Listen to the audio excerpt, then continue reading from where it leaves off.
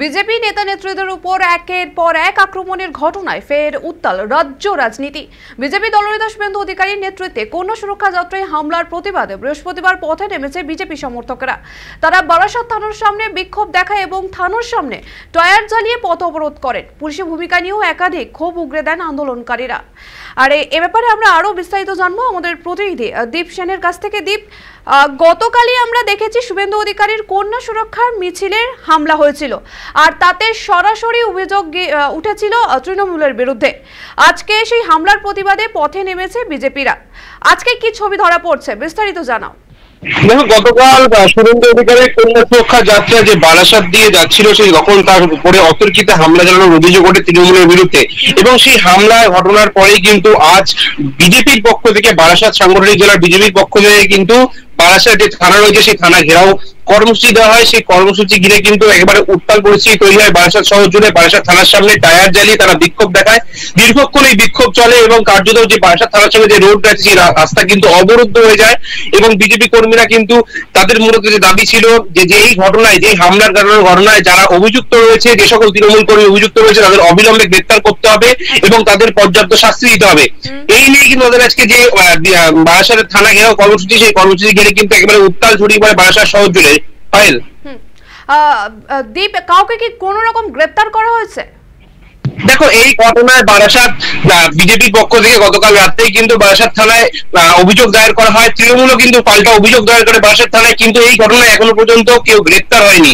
এর প্রতিবাদে কিন্তু এখনো পর্যন্ত যেহেতু কেউ গ্রেপ্তার হয়নি, বিজেপি অভিযোগ জানিয়েছে। এবং সেই ঘটনায় কোনো কেউ গ্রেপ্তার না হওয়ার ফলেই কিন্তু এই বিজেপির এই বিক্ষোভ কর্মসূচি, যদি এই ঘটনার পরবর্তী পুলিশ কোনো স্টেপ না নেয়, সেই ক্ষেত্রেও কিন্তু বিজেপির যে নেতা কর্মীরা এসেছিলেন তারা কিন্তু সরাসরি পুলিশকে হুঁশিয়ারি দিয়েছে পরবর্তী সময় আরো বৃহত্তর আন্দোলনের পথে নামবেন। এবং 24 ঘন্টা মধ্যে যদি এই দোষীদের, যারা মূল হামলা চালিয়েছে শুভেন্দুর মিছিলে, তাদের যদি গ্রেপ্তার না করা হয়, তাহলে কিন্তু আগামী দিন বারাসাত বন্ধের ডাক পর্যন্ত দেবে তারা, এমনটাই কিন্তু হুঁশিয়ারি দিয়েছে বারাসাত জেলা বিজেপির পক্ষ থেকে। পায়েল, ধন্যবাদ দীপ। যেমনটা জানালো আমাদের প্রতিনিধি যে বিজেপি দলনেতা শুভেন্দু অধিকারীর নেতৃত্বে কন্যা সুরক্ষা যাত্রায় হামলার প্রতিবাদে বৃহস্পতিবার পথে নেমেছে বিজেপি সমর্থকেরা। তারা বারাসাত থানার সামনে রীতিমতো বিক্ষোভ দেখায় এবং থানার সামনে টায়ার জ্বালিয়ে পথ অবরোধ করেন।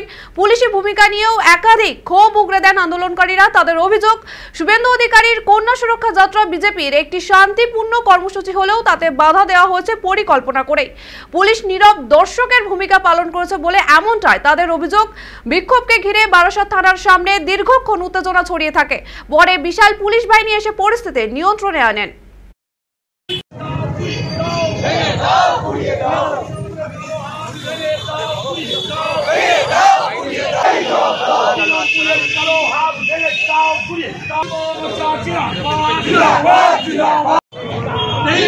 শুভেন্দু অধিকারীর নেতৃত্বে বারাসাতে বিজেপির শান্তি সুষ্ঠুভাবে নারী সুরক্ষা যাত্রা করেছেন, কিন্তু সেই নারী সুরক্ষা যাত্রার উপর চাপাডালি মোড়ে থাকা তৃণমূলের পার্টি অফিসে তৃণমূলের আশ্রিত দুষ্কৃতীরা শুভেন্দু অধিকারীর উপর, ভারতীয় জনতা পার্টির কার্যকর্তার উপর, ভারতীয় জনতা যুব মোর্চা কার্যকর্তাদের উপর আক্রমণ করা হয়েছে। ওখানে পুলিশ প্রশাসন থাকা সত্ত্বেও, বারাসাত থানার আইসি থাকা সত্ত্বেও, ওখানে এসডিপিও থাকা সত্ত্বেও এই আক্রমণটা হয়েছে। কিন্তু পুলিশ প্রশাসন সম্পূর্ণরূপে ব্যর্থ হয়েছে।